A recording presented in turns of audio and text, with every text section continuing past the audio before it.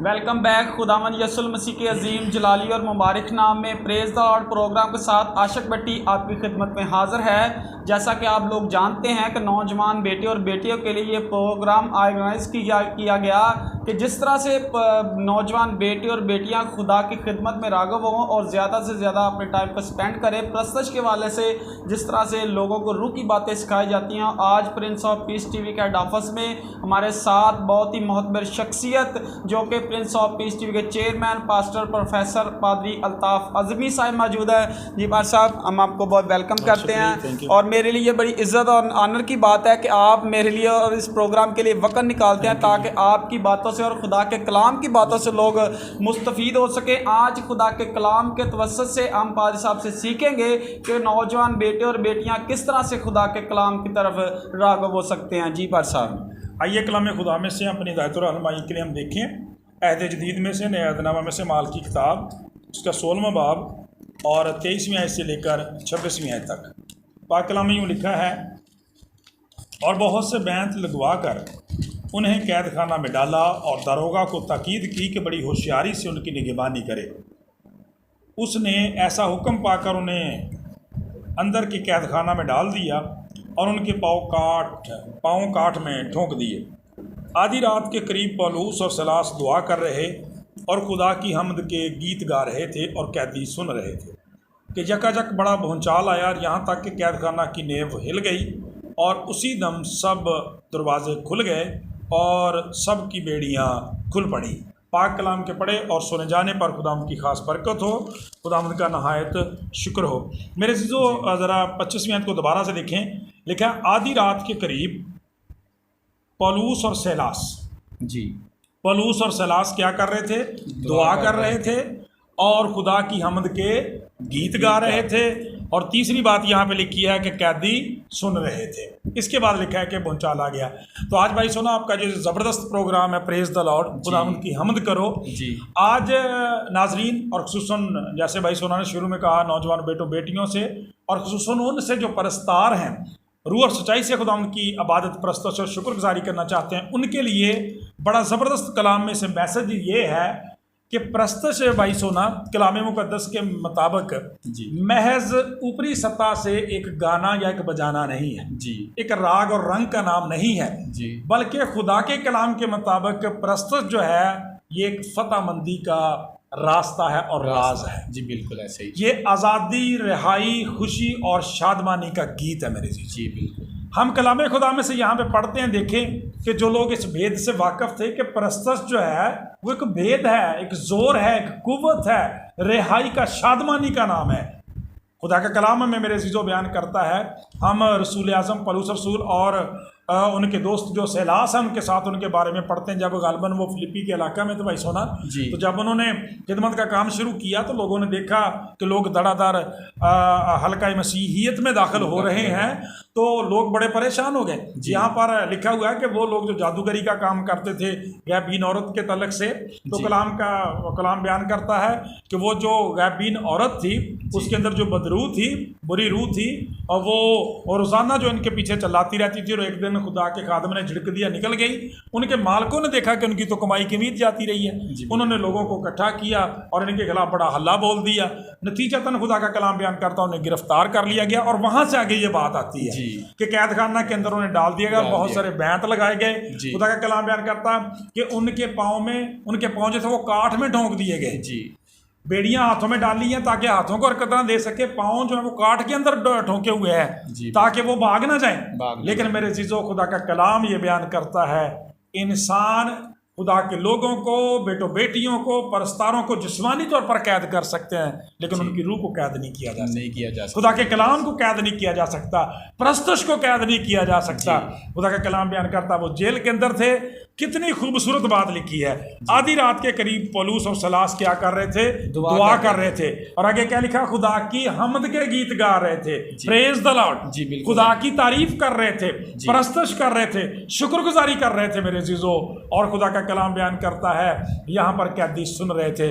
तो भाई सुनो, मैं अक्सर अपने चर्च में एक बात कहता हूँ कि जब हम खुदा के लोगों को देखते हैं, पहली कलीसिया को देखते हैं, तो उन्होंने गारों को, जिनके अंदर उन्होंने मजबूरन रहना पड़ा, तो उन गारों को, उन कब्रस्तानों को, जेल खानों को उन्होंने इबादत में बदल दिया, इबादत खानों में बदल दिया, पुलपट बना दिए।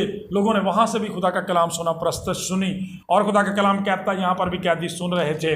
और फिर उसका नतीजा देखें, उस प्रस्तश का, उस इबादत का, उस शुक्रगुजारी का, इस फतहमंदी के राज का नतीजा ये देखें कि कैद खाना की नींव हिल गई, बड़ा बोंचाल आया और सब दरवाजे जो थे वो खुल गए और उनकी बेड़ियां खुल पड़ी जी। आमीन, प्रेज द लॉर्ड। तो खुदा का कलाम ये बयान करता है मेरे अजीजों कि मामूली मत समझे इस बात को कि प्रस्तश मामूली चीज़ नहीं है।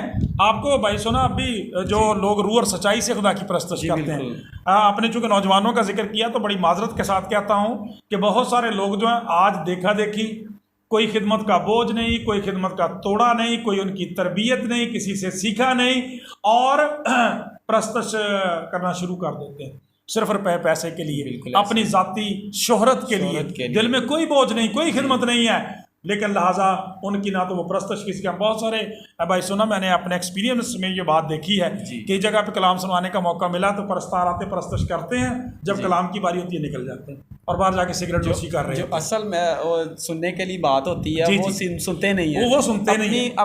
पॉपुलर होने के लिए अक्सर लोग हैं जो अपने आप को प्रस्तार लिखवाते हैं। मैं बहुत सारी ऐसी बातों को डीपली देखता हूँ कि बात नौजवान बेटे और बेटियां बहुत सारे ऐसे हैं जो रूह जान से प्रस्तश नहीं करा, लग खुदा के कलाम में लिखा खुदा रूह है, जरूर है, रूह और सच्चाई से करें। लेकिन आजकल देखने में जो नौजवान है वो अपने फेमस होने के लिए या अपनी एडवर्टाइज के लिए यही गाते हैं, लेकिन रूह और जान से कम गाते हैं। तो इसलिए कभी आप सस्ती शोहरत इकट्ठी करने के लिए ऐसा ना करें, कोई फायदा नहीं होगा।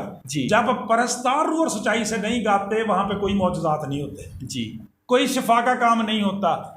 जितनी अच्छी प्रस्तश की जाती है उतना अच्छा कलाम उतरता है, क्योंकि इबादत का सारा दारोमदार प्रस्तश होता है। बुनियाद प्रस्तश है। जब आप अच्छे तरीके से और खुदा का कलाम बयान करता, हम तो पुलपटों की बात कर रहे हैं, हम तो कन्वेंशंस की बात कर रहे हैं, चर्चेस की बात कर रहे हैं, यहाँ पे अजीम लोगों को देखें जी।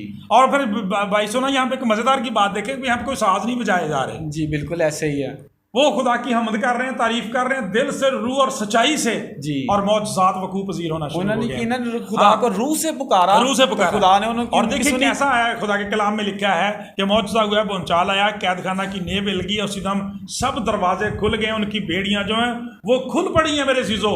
और फिर खुदा का कलाम बयान करता है खुदा ने उन्हें आज़ाद कर दिया। कैदी वहां से भाग गए, लेकिन पलूस और सलास भागे नहीं है जी। दरोगा के बारे में लिखा, उसने अपने को कत्ल कर देने की कोशिश की, मत ऐसा करना, हम यहाँ मौजूद है जी। और खुदा का कलाम कहता है जो इबादत के वसीले से, प्रस्तश के जरिए से उन्होंने कलाम सुनाया था, दरोगे की जिंदगी में उसने असर किया। मैं क्या करूं कि निजात पाऊं जी। अगर आना चाहे यीशु मसीह के नाम से बपतिस्मा ले तो तुम नजात पाओगे। खुदा का कलाम बयान करता है उसी वक्त वो उसको अपने घर में ले गए, उनको अपने घर में ले गए और उन्होंने गुनाहों से माफ़ी मांगी, मसीह के नाम से बपतिस्मा लिया, खुदा के ख़ानदान में शामिल हो गए, शादमानी और खुशी आ गई। सो नाज़रीन, खुदा का कलाम ये बयान करता है खुदा की प्रस्तश मामूली नहीं है, ये फतहमंदी का, आज़ादी का, रहाई का, खुशी का और खुशखबरी का एक भेद है जिसको अपनाने की ज़रूरत है, रूह और सच्चाई से गाने की ज़रूरत है ताकि ज़िंदगी आज़ाद हो। थोड़ी पहले हम बात कर रहे थे कि नष्टमल जैसे खादम, बिल्कुल ऐसे, भट्टी जैसे खादम, सच्चाई से और बहुत सारे तहमीना तारक हैं, वो प्रस्तश ही करना शुरू कर देते, लोग आज़ाद होना शुरू, बदरूह में भागना शुरू कर देते हैं, क्योंकि वो रूह और सच्चाई से गाते हैं, खुदा के बोझ के साथ गाते हैं। इसी तरह से हमें करने की ज़रूरत है। खुदा का कलाम बयान करता है, फिर चाहे आप जेलों के अंदर हैं, चाहे अदारों के अंदर हैं, चाहे हॉस्पिटलों के अंदर हैं, चाहे थानों के अंदर हैं, खुदा वहाँ भी आपको अपने जलाल के लिए इस्तेमाल कर सकता है। खुदा से दुआ इस कलाम के वसीले से हम जी बहुत शुक्रिया, थैंक यू पार साहब। आपने बड़ी सादा अल्फाज में हमारे नौजवान बेटे और बेटी को समझाया कि जिस तरह से मत्ती की इंजील में लिखा है कि हर शख्स का नए सिरे से पैदा होना ज़रूर है। आज नौजवान बेटे और बेटियों को नए सिरे से पैदा होकर अपनी सोच को बदलने की ज़रूरत है, अपने दिल को बदलने की ज़रूरत है, अपने ख्यालात को बदलने की ज़रूरत है। जिस तरह से हालात पाकिस्तान में पैदा हुए हैं, मैं समझता हूँ हमें अपने जो एटीट्यूड है हमारा वो भी बदलने की ज़रूरत है कि जिस तरह से खुदा कहता है कि ऐसा मिजाज रखो जैसा मसीह यीशु का था। आज हमें बड़े तहम्मुल से, बड़ी मोहब्बत में रहने की ज़रूरत है ताकि हम मसीहत जाने। जब हमारे अंदर मोहब्बत इतनी हो कि लोग हमें जाने जी। कि यार इसमें इतनी मोहब्बत है, यकीनन ये मसीह ही है। तो आज नाजरीन, जिस तरह से आज पारिश साहब ने बड़े सादा अल्फाज में आपको बताया कि किस तरह से आप रूह और जान सच्चाई के साथ प्रस्तश कर सकते हैं, आप अपनी दुखों से, बीमारियों से, परेशानियों से दुआ के ज़रिए से, प्रस्तश के ज़रिए से आज़ाद हो सकते हैं। तो यकीनन इस बातों पर अमल करते हो कि खुदा के कलाम में लिखा है, इस किताब का पढ़ने वाला, इस सुनने वाला और इस पर अमल करने वाला यकीनन मुबारक है। तो जैसा कि नाज़रीन, वक्त इस बात की इजाज़त नहीं देता कि आगे मज़ीद इस पर बातें की जाएँ। आने वाले वक्त में भी आपको बताया जाएगा किस तरह से नौजवान बेटे और बेटियों को इनकरेज किया जाएगा, और जिस तरह से वो सोशल मीडिया के ज़रिए अपने टाइम को फजूल स्पेंड करते हैं, वो खुदा की खिदमत में आए और यकीनन खुदा के कलाम पर अपने आप को पेश करें।